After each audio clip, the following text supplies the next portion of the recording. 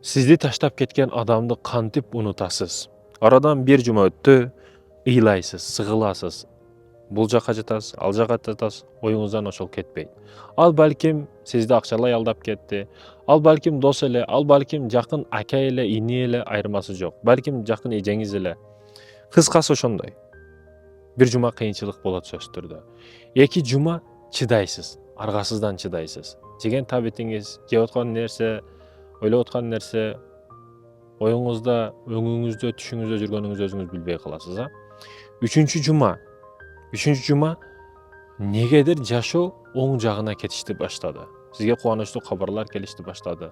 4 жума көнүштү баштайсыз. Чындап көнсө болот экендигине үмүт пайда болот сизге. Арадан 1 ай, 2 ай, 3 ай өтөт. Демек, жашаса болот экен. 11-класска кайтың, канча толук сүйүлөр болду сизге?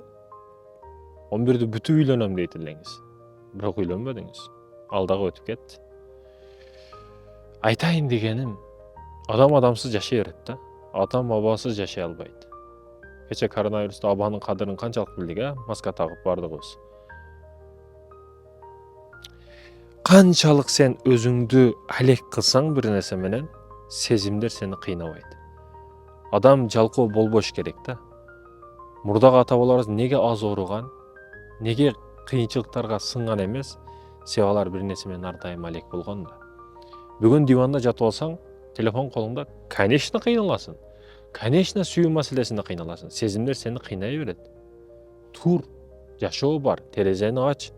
Өзүңдү газыңы өзүң жыттап жата бербе, аракет кыл. Адамдар жетип атат. Илим тармакта, спорт тармакта эл кылбаган иштерди кылып коюп атат. Алардан нең кем, сен көзүң көрбү, бутуң баспайбы?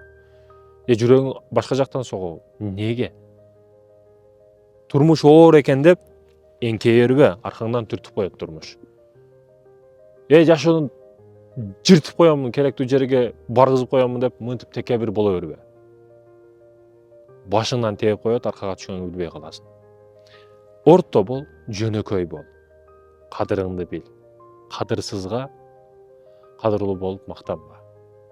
Эркек киши ушундай, күчтүү болуш керек, күчтүү болушу шарт. Бир кийимди 1 жыл 10 жыл кие берет эркек киши. Неге? Себеби аркасында семьясы бар, жоопкерчилик бар. Алар сонун кийинсин, бул кедей деген эмес. Мекендешим.